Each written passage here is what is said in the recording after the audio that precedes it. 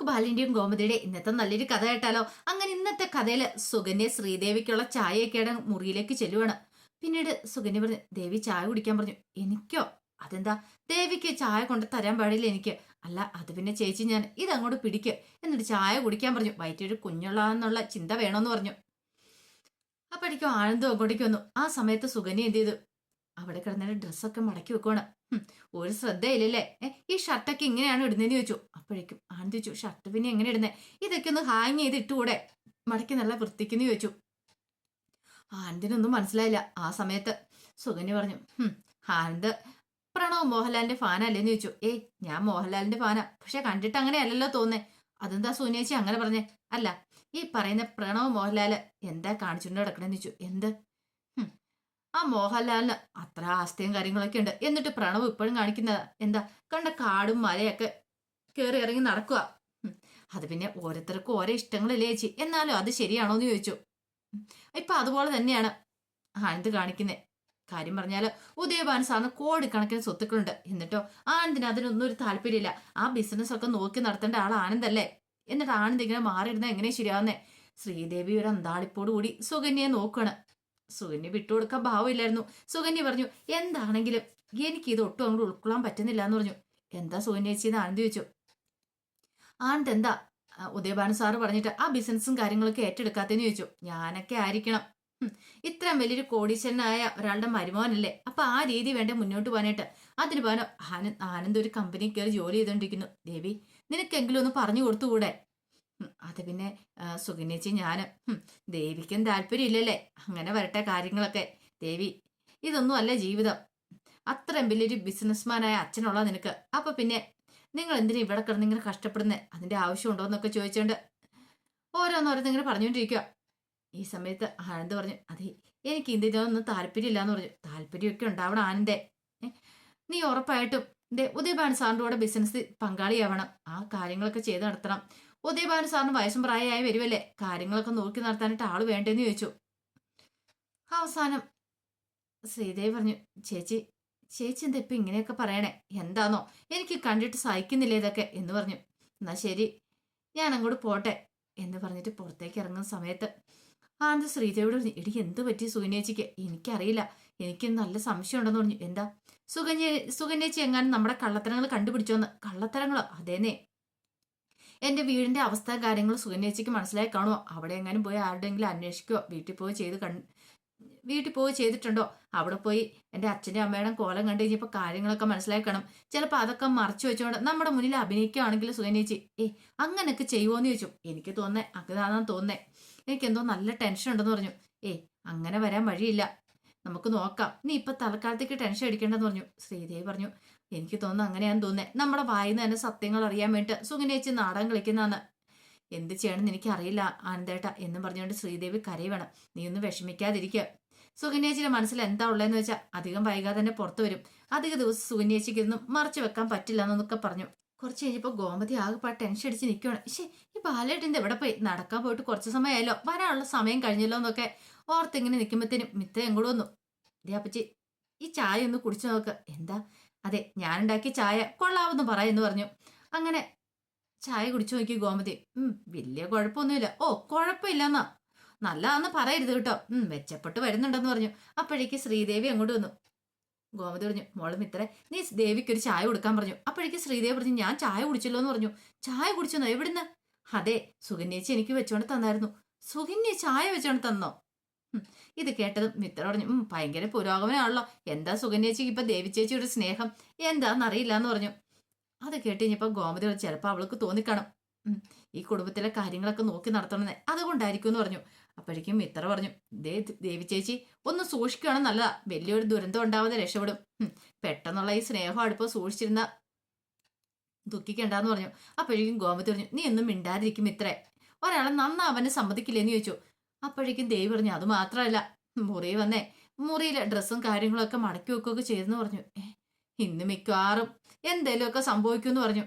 അത് കേട്ടപ്പോൾ ഗോമതി പറഞ്ഞു, എടി നിന്റെ ഈ അസൂയ പറച്ചിലൊന്നും നിർത്തുന്നുണ്ടോ എന്ന് ചോദിച്ചു. ഞാനൊന്നും പറയണില്ലേന്ന് പറഞ്ഞു എന്നും പറഞ്ഞു മിത്ര അങ്ങോട്ട് കയറിപ്പോയി. ആ സമയം ശ്രീദേവി ചോദിച്ചു, അല്ലമ്മേ ബാലച്ചൻ വന്നില്ലേന്ന് ചോദിച്ചു. അതാ മോളെ ഞാനും നോക്കുന്നേ, നടക്കാൻ പോയിട്ട് ഇത്ര സമയമായി, ഇതുവരെയായിട്ടും വന്നിട്ടില്ല. എന്ത് പറ്റിയെന്ന് അറിയില്ല. ഇന്നലെ ആണെങ്കിൽ ബാലേട്ടൻ നന്നായിട്ട് ഉറങ്ങിയത് പോലുമില്ല. ഉറങ്ങിയില്ലാന്നോ? അതെ, ഞാനാണെങ്കിൽ ഇടയ്ക്ക് കണ്ണു തുറന്ന് നോക്കുന്ന സമയത്ത് ബാലേട്ടൻ എഴുന്നേറ്റിരിക്കുന്നത് കണ്ടു. ചോദിച്ചു കഴിഞ്ഞപ്പോൾ ഉറക്കം വരുന്നില്ല എന്നൊക്കെ പറഞ്ഞു. എന്തോ കാര്യമായിട്ട് ആലോചിക്കുമായിരുന്നു. അത് കേട്ടപ്പോൾ ശ്രീദേവിക്ക് ടെൻഷനായി. എന്താമ്മേ? അതിനെക്കുറിച്ച് എനിക്ക് അറിയത്തില്ല മോളെ, എന്നോടൊന്നും പറഞ്ഞില്ല എന്ന് പറഞ്ഞു. ദൈവമേ, ഇനിയിപ്പോൾ തന്നെക്കുറിച്ചുള്ള എന്തെങ്കിലും കാര്യങ്ങളൊക്കെ അറിഞ്ഞിട്ടാണോ എന്നൊരു ചിന്തയൊക്കെ ശ്രീദേവിയുടെ മനസ്സിലുണ്ടാകുന്നുണ്ട്. പക്ഷെ ആ സമയത്ത് ബാലൻ നേരെ പോയത് ഉദയഭാനുവിനെ നേരത്തെ കണ്ട ആ പെട്ടിക്കടയിലേക്കായിരുന്നു. അങ്ങനെ കടയിലേക്ക് നിന്നിട്ട് ബാലൻ പറഞ്ഞു, എടൂ താൻ ഇങ്ങനെയൊന്നും പറയാൻ പാടില്ലായിരുന്നു ഒരാളെ കുറിച്ച്. അല്ല സാറ് എന്തേ പറയുന്നേ? സാർ ആരെക്കുറിച്ചാ പറയുന്നേ? സാറിന് മുമ്പ് എന്നെ പരിചയമുണ്ടോന്ന് ചോദിച്ചു. എവിടെയോ കണ്ടു മറന്നൊരു മുഖം പോലെ. ഞാൻ മുമ്പ് ഈ കടയിലേക്ക് വന്നിട്ടുണ്ടോ ഒരു തവണ. അന്ന് ആ ഉദയഭാനു സാറിനെ കുറിച്ച് അന്വേഷിക്കാൻ വേണ്ടി. ഓ, ഇപ്പൊ മനസ്സിലായെന്ന് അയാൾ പറഞ്ഞു. അല്ല എന്താ സാറേ കാര്യം?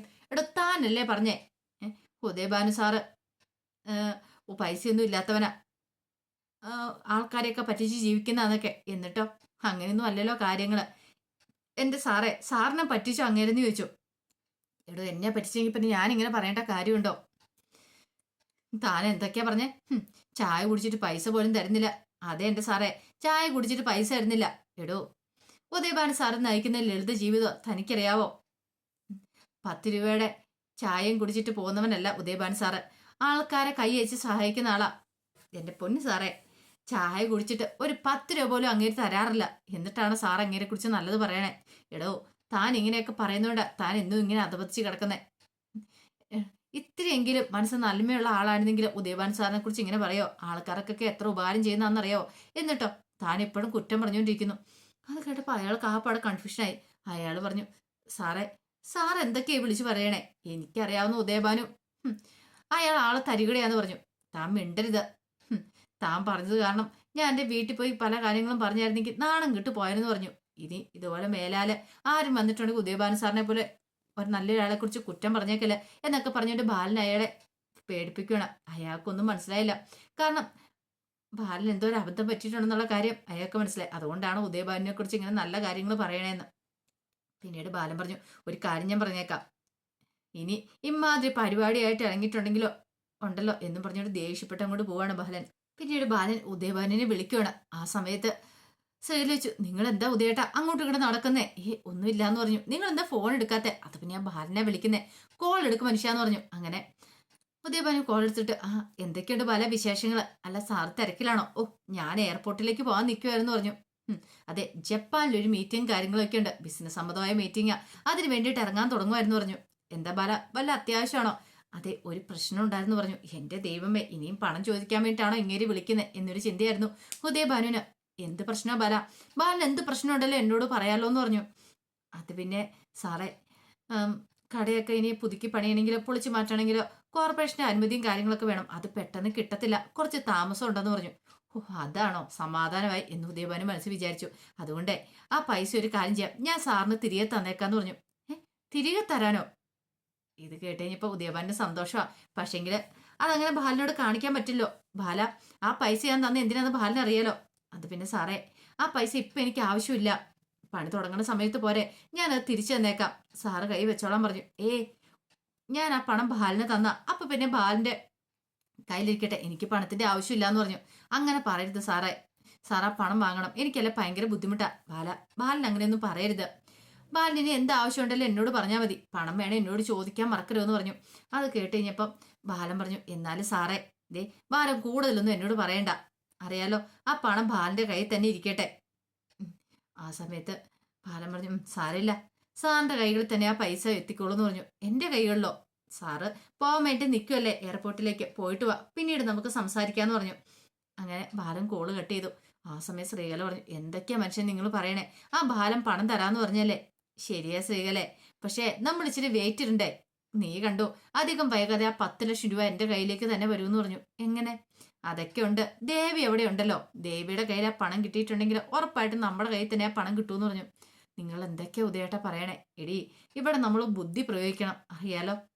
എന്റെ ബുദ്ധി കൊണ്ട് ഇത്രയും കാര്യങ്ങളൊക്കെ മുന്നോട്ട് നീങ്ങിയത്, ഇപ്പോഴെങ്ങനെയുണ്ട് എന്നൊക്കെ പറഞ്ഞ് ഭയങ്കരമായിട്ട് സന്തോഷിക്കുകയാണ്. ഇനിയാണ് നമ്മൾ കളി തുടങ്ങാൻ പോണേന്ന് പറഞ്ഞു. അപ്പൊ അതിന്റെ വിശേഷങ്ങളൊക്കെ നമ്മൾ കാണുന്നത്. ഇതിന്റെ ബാക്കി വിശേഷങ്ങളുമായിട്ട് വൈകുന്നേരത്തെ പ്രമോയി വരാട്ടോ. ഒരിക്കൽ കൂടി എല്ലാവർക്കും ശുഭദിനം നേർന്നോട് നിർത്തുന്നു.